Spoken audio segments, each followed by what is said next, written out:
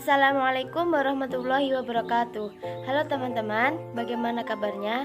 Semoga selalu dalam keadaan sehat walafiat. Di sini saya akan mempresentasikan artikel yang berjudul Humanisme dan Feminisme dalam Sudut Pandang Islam untuk memenuhi mata kuliah Gender Sosial Inklusi yang diampu oleh Ibu Evi Muafiah. Sebelumnya saya perkenalan dulu. Perkenalkan, nama saya Eka Puji Rahayu dari kelas GMID. Selanjutnya silakan teman-teman melihat dan menyimak video presentasi dari saya. Selamat belajar. Islam mengajarkan kepada pemeluknya untuk mengutamakan persaudaraan di dalam kehidupan. Laki-laki dan perempuan memang berbeda jika dilihat dari fisiknya. Namun secara naluriah keduanya adalah sama. Dalam Islam tidak ada bentuk perbedaan antara laki-laki dan perempuan, sesama makhluk ciptaan, dan yang membedakan adalah derajat ketakwaannya. Dewasa ini banyak permasalahan yang terjadi atas dasar kemanusiaan. Pembunuhan, penindasan, bahkan diskriminasi terhadap perempuan pun ikut meluap di era modern ini.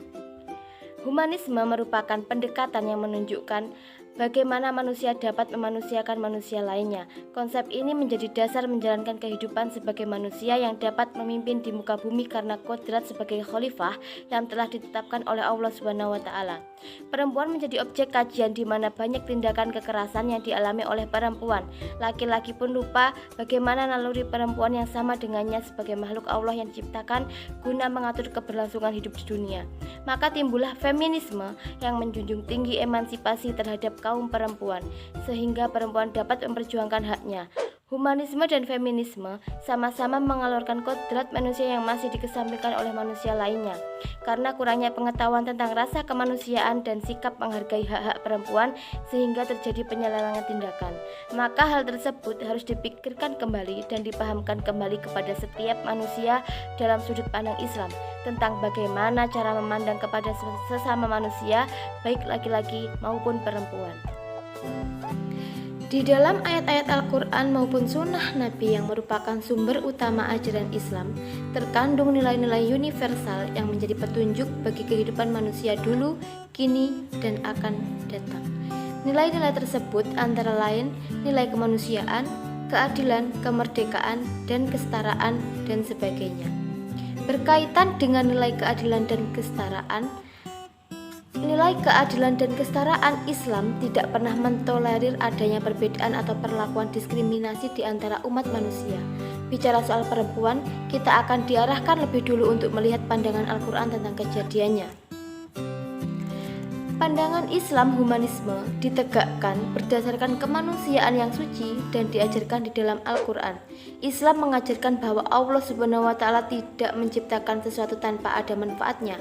Begitupun dengan manusia, Allah menciptakan manusia dengan maksud tertentu. Menurut penulis, justru manusia adalah makhluk ciptaan Allah SWT yang paling ideal, karena manusia dikaruniai akal pikiran dan perasaan untuk berpikir serta panca indera untuk merangsang kepekaan. Hal tersebut menjadikan manusia sebagai makhluk Allah yang memiliki bentuk sebaik-baiknya dan sempurna lahir batinnya. Islam pun tidak pernah mengajarkan untuk mendewakan manusia maupun merendahkannya. Manusia hanyalah penerima amanah dari Allah SWT untuk mengelola alam semesta dengan sebaik-baiknya. Isu mengenai perempuan dewasa ini masih menarik ketika kesadaran akan ketidakadilan di antara kedua jenis kelamin, laki-laki maupun perempuan, yang sering disebut ketidakadilan gender. Ini semakin tinggi di kalangan masyarakat kita. Perempuan yang sekarang ini jumlahnya lebih besar dibanding laki-laki belum banyak mengisi dan menempati sektor-sektor publik yang ikut berpengaruh di dalam menentukan keputusan-keputusan dan kebijakan-kebijakan penting. Kalaupun perempuan memasuki sektor publik, posisinya selalu berada di bawah laki-laki, terutama dalam bidang politik. Berbicara tentang perempuan, Margaret L. Anderson, salah seorang tokoh dari kelompok feminis radikal, beranggapan bahwa lemahnya posisi perempuan sehingga berimbas pada kerap kali mereka menjadi objek ketidakadilan dalam masyarakat. Memang sebagian besar disebabkan oleh pemahaman keagamaan yang didukung oleh ayat-ayat yang tampak bias. Ia menilai bahwa ketidakadilan itu bahkan mendapat legitimasi suci berbasis teologi, sehingga pada tataran ini agama justru dijadikan oleh biang kerok atas terjadinya ketidakadilan terhadap perempuan. Oleh karena itu, dalam ajaran agama Islam banyak para ulama-ulama maupun ustadz yang mengkaji bagaimana feminisme dalam Islam yang sebenarnya memuliakan seorang wanita. Fenomena ini mendorong penulis untuk mengkaji dan mencoba menjelaskan kembali tentang humanisme dan feminisme terhadap sudut pandang Islam. Dengan menggunakan pendekatan kualitatif, penulis harap akan memunculkan gambaran secara utuh bagaimana Islam memandang dan menempatkan manusia sebagai manusia pada posisi utuh dan mulia. Penulisan ini menggunakan metode library research, di mana penulis merujukkan isi tulisan dengan tulisan para ahli ataupun pada jurnal, juga artikel dan kitab Al-Quran yang lebih dahulu telah mengkaji bagaimana feminisme dan humanisme tersebut. Sehingga penulisan ini bertujuan untuk memunculkan kembali pengetahuan terhadap humanisme dan feminisme dalam Islam. Penelitian ini dilakukan tidak serta-merta luput dari hasil penelitian-penelitian terdahulu yang pernah dilakukan sebagai bahan perbandingan dan kajian. Ajaran Islam berisi tentang tuntutan bagi manusia untuk memperoleh keselamatan dan kebahagiaan hidup baik di dunia maupun di akhirat.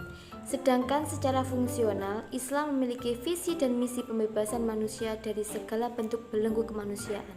Oleh karena itu, Islam merupakan agama yang menjadikan manusia sebagaimana adanya, atau lebih tepatnya, Islam selaras dengan fitrah manusia. Manusia merupakan makhluk yang sempurna dalam penciptaannya.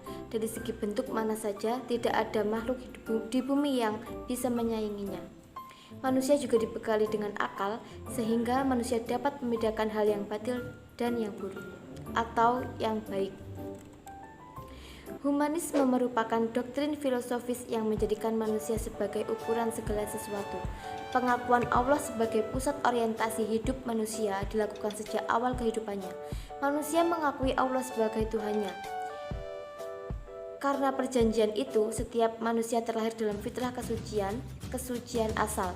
Quran Surat Al-Rum ayat 30.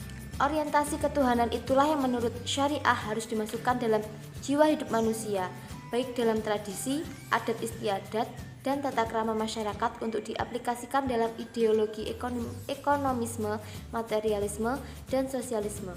Inilah yang membedakan konsep humanisme Islam dengan Barat. Konsep humanisme ini didasarkan pada pandangan bahwa manusia adalah satu-satunya makhluk yang mendapatkan ruh atau jiwa yang diberikan oleh Allah Subhanahu wa taala. Quran Surat Al-Hijr ayat 29. Ruh ilahi sebagai penyebab manusia memiliki akal yang membedakannya dengan makhluk lain. Ruh ilahi yang menyatu dengan jasad atau fisik manusia, membentuk kesatuan manusia, dinyatakan sebagai puncak segala makhluk Allah yang diciptakan olehnya dalam bentuk yang sebaik-baik ciptaannya. Quran Surat At-Tin ayat 4. Keadaan manusia tersebut menjadi dasar pemikiran humanisme Islam yang bersifat religius transendental. Transendensi Tuhan dalam Islam tidak menjauhkan rahmat dan inayahnya dari manusia.